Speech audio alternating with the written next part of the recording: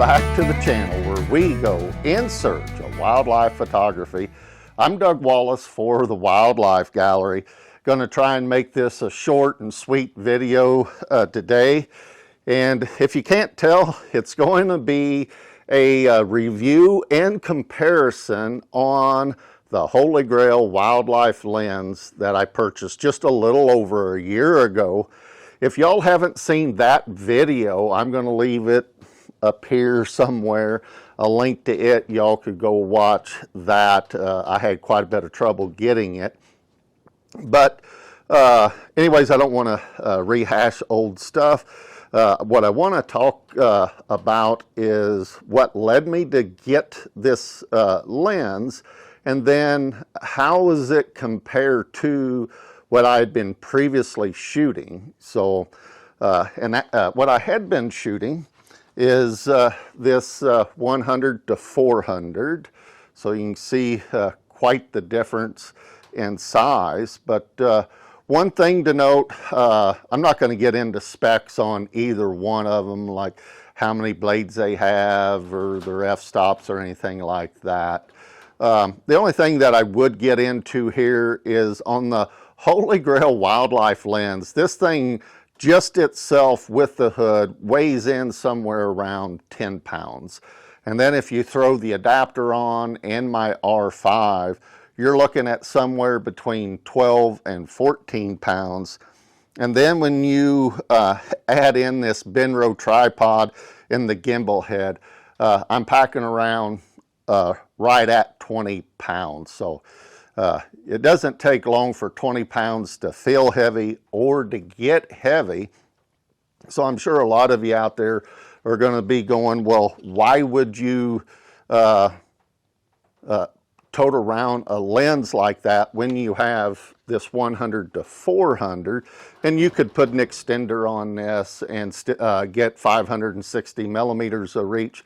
And then if you put it on, I still have a 90D with the crop factor of 1.6. You're going to take that times, and that's what your field of view would be, you know. But the short answer to that, why I pack this around instead of this, is image quality. There is absolutely no comparison in my book. So both of these, if I don't think I've said, are EF version, both version 2 lens of the EF mount.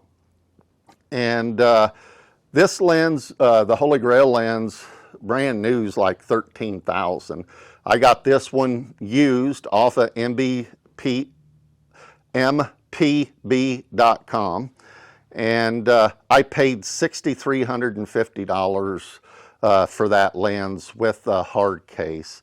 And comparatively, this lens here, the 100 to 400 version 2 is about $2,800, somewhere in there. I'm going to set this down so I don't have to keep holding that. You know, so in that aspect alone, the Holy Grail lens should be sharper, right? It should have better image quality because there's about a $10,000 difference in price there. And I can tell you, I'm going to start showing you some turkey photos. So I've got a farm about an hour from where I live at that I own. And so I threw out some corn and some scratch and stuff for wild turkeys a couple of weeks ago to get them coming to a spot. I've got a redneck blind set up right there, just nice and close. And I had that in mind for doing this review and comparison between these two lenses.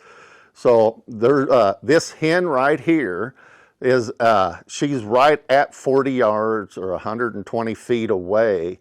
And so I got a, not a full frame shot, but a pretty near full frame shot. I'm going to guess I'm probably cropping it 20-25%. But take a look at the head, the amount of hairs this hen has on her head. And now I'm going to show you a picture of just her head where I'm cropping probably 80%, 85% to be able to zoom in on her head, and you're still going to see the fine detail, especially all these hairs and stuff that this hen turkey has on her head. And that really shows off the sharpness of this EF 600mm f4 lens, if I hadn't said that already, and also is a pretty good testament to the 45 megapixels of the R5, still holding up, zooming in as tight as I am there. And now I'm going to show you some photos of some gobblers, and they're easy to distinguish because they'll have a beard coming out of their chest, and they'll have a red and white head instead of a blue head like that hen does, if you don't know anything about turkeys. But anyways, these gobblers are 20 yards to 10 yards, so 60 feet into 30 feet away from the blind. And I am using that 100 to 400 lens where I can zoom in and out, be able to get them, you know, nice and full in the frame without doing any cropping. And then, so if you'll take a look at the full body pictures, and then follow that up with just the head picture off of the gobbler, and he's 30 feet away, guys. Now, that's still a great shot, but it's not as good a shot as what this 600mm lens does. So to follow up this review and comparison, I went back to the farm this morning, and I only took the Holy Grail Wildlife Lens with me.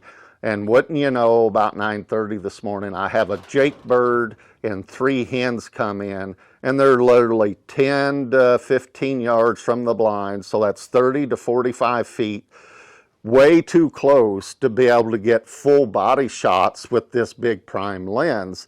But that's kind of what I was after. I was wanting to be able to do just some composition shots off of their heads and stuff. And take a look at this Jake bird from this morning right here.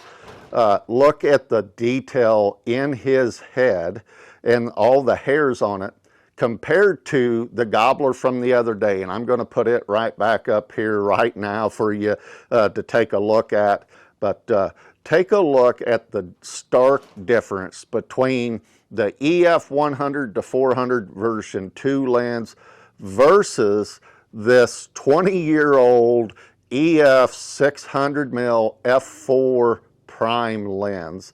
And again, if you're buying things brand new, there's about a $10,000 difference between these two. So in reality, there should be a difference, but it's amazing how stark the difference is. It's not that you can't get nice photographs with this 100 to 400 lens, because you can. They're very nice. In the last 12 months with the Holy Grail lens, I have taken tens of thousands of photographs. I don't know, I should have kept track of exactly how many that I've taken, but it would be somewhere between, now this is going to be a big spread, but somewhere between 50,000 and 100,000 shots with this lens.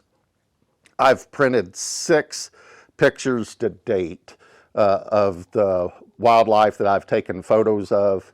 Every one of them have been with this lens here.